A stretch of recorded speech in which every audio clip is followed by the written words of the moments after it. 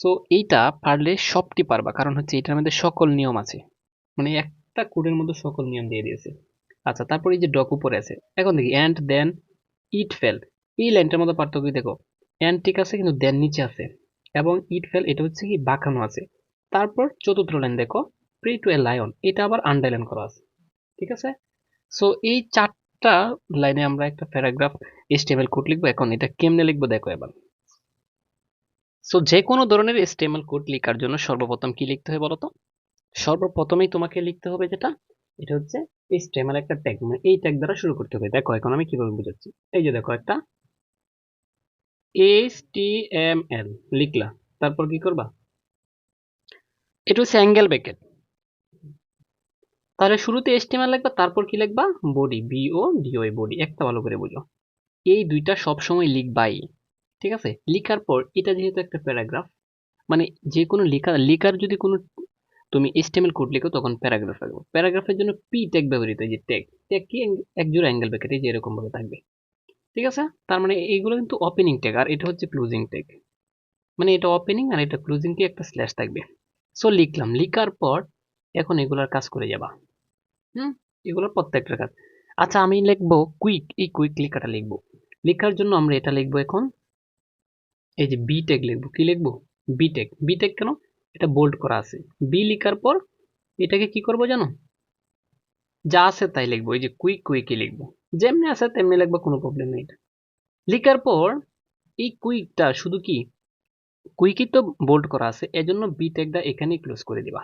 এই যে বি ট্যাগটা আমি কি এখানেই বন্ধ করে দিলাম, তার মানে বির কাজ শেষ। তারপর দেখো এই ব্রাউন যে লেখাটা আছে, এটা কি করা আছে বোঝো, তাহলে আমাদের কুইকের কাছে এখন হচ্ছে ব্রাউন। দেখো একটা ভালো করে বুঝো, একটা বুঝলে এগুলা সব পারবা, কিন্তু তোমাকে আগে একটা বুঝতে হবে, একটা বুঝলে 1000 পারবা। আচ্ছা, এখন আমরা ব্রাউনের কাজ করবো। তো এই ব্রাউনের কি, দেখো তো একটু বাঁকা আছে, আর বাঁকা থাকলে আমি বলেছিলাম আইটেক ব্যবহৃত হয়। ঠিক আছে, তাই জন্য মানে বাঁকা মানে ইতালি, তাহলে লিখলাম আই। আই লেখার পর ব্রাউন যেমনি আছে এমনি লিখলে, এই যে ব্রাউন লিখলাম। লেখার পর এই আই ট্যাগটা আমি আবার ক্লোজ করে দিব, এই যে ক্লোজ করে দিলাম। ঠিক আছে, ওইটার কাছে। তারপর কোনটা আছে, এই ফ্রক্স। ফ্রক্স তো আন্ডারলাইন করা আছে, এদিকে যখন তোমার পৃষ্ঠা থাকবে না তখন এই এদিকে লিখবা। হ্যাঁ, মানে চেষ্টা করবো এক লাইনে লিখলে আরো বেশি ভালো আর কি। আচ্ছা, আমি এটা অন্য একটা পৃষ্ঠা আনলাম যাতে করে তোমাদের সুবিধার্থে। ঠিক আছে, আমি এক লাইনে বুঝাবো। সো এই যে দেখো ব্রাউন কথা আমাদের শেষ, ঠিক না? ব্রাউনের পরে কোনটা থাকে, ফ্রক্স। এই ফ্রক্স আন্ডারলাইন করা আছে, তা এজন্য লিখবে ইউটেক, এই যে ইউ, এই যে ইউ লিখবা। লিখার পর এই ফ্রক্স লিখবা, মানে আন্ডারলাইন থাকলে ইউটেক ব্যবহৃত হয়। লিখছো, লেখার পর এখন এই ইউটাকে ক্লোজ করে দিবা, এই যে ক্লোজ মানে এটা। দেখো, তার মানে আমরা একবার ওপেন করছি আর একবার শেষ করছি, একবার ওপেন করছি একবার শেষ করছি, একবার ওপেন করছি আর একবার শেষ করলাম। সো একটা বিষয় বুঝো আগে, তো একটা লাইনের মধ্যে দুইবার কাজ আছে, ঠিক না? একটা লাইনের মধ্যে দুইবার না তিনবার কাজ আছে, এজন্য এটা শেষ করলাম। তো একটা লাইন শেষ, যখন তোমার লাইন এখানে শেষ হবে, একটা বিআর লিখবা। কি লিখবা, বিআর। এটাকে বলা হয় এই যে বিআর ট্যাগ। লাইন যখন ব্রেক নিবা তখন এই বিআর ব্যবহার করবা। সো এখন আমরা এটার কাজ করবো, এই যে জাম্পস ওভার। তো জাম্পস ওভার দেখো, এটা ডিলেট আছে, ডিলেট, টিইএল, ডিলেট।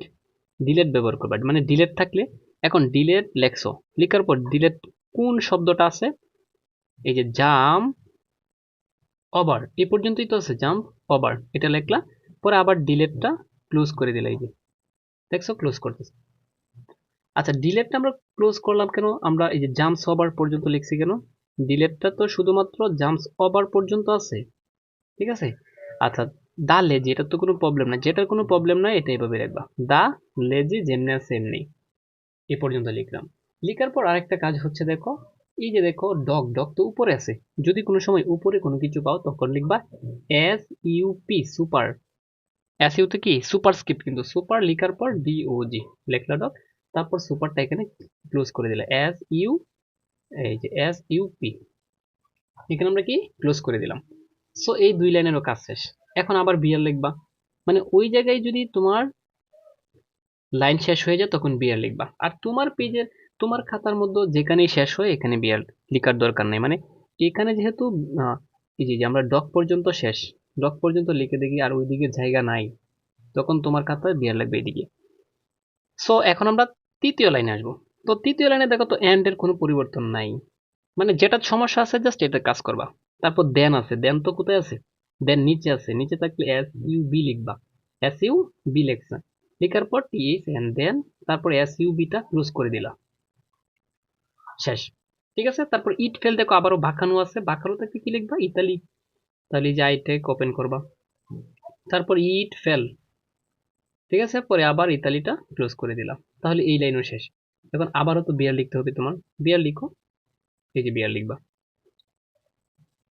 সো বিয়ার লেখার পর আমরা তো দেখো তো প্রে টু এ লায়ন, তো এটা তো আন্ডারলাইন আছে এই জন্য লিখবে ইউটেক, ইউটেক লেখার পর পরে যা আছে তাই পুরোটা লিখবা, টু এ লায়ন লেখার পর এই যে ইউটেকটা এখন ক্লোজ করে দিবা। সবটার কাজ যেহেতু শেষ, এখন সর্বশেষ দেখো আর কোনো কিছু নাই। এখন এই যে দেখো পি যে আমরা ওপেন করছিলাম, এটা কিন্তু এখন ক্লোজ করতে হবে, এই যে ক্লোজ মানে এই যে বন্ধ করতে হবে। তারপর বডিকে এখন ক্লোজ করবা, এই যে বডি, দেখো একটু এই যে স্লাইড দিবা, তারপর সর্বশেষ এইচটিএমএল কে ক্লোজ করে দিবা। এই হচ্ছে তোমার দেখো একটা ট্যাগের ভিতরে, মানে এখানে এই যে আমরা যে এটা কাজ করলাম এটার ভিতর দেখো সব ট্যাগ পড়ছে, বি ট্যাগ পড়ছে, ডিলেট ট্যাগ, আই ট্যাগ, ইত্যাদি ট্যাগ সব কিছু পড়ছে। সো আমি আবারও বুঝাচ্ছি তোমাদেরকে, মানে প্রথমে এইচটিএমএল লিখবা, তারপর বডি, তারপর প্যারাগ্রাফ, এই তিনটা লিখতে হবে। আবার সর্বশেষ প্রথমে এখানে যে তিনটা ওপেন করছো শেষে এই তিনটা ক্লোজ করতে হবে, মানে বন্ধ করতে হবে।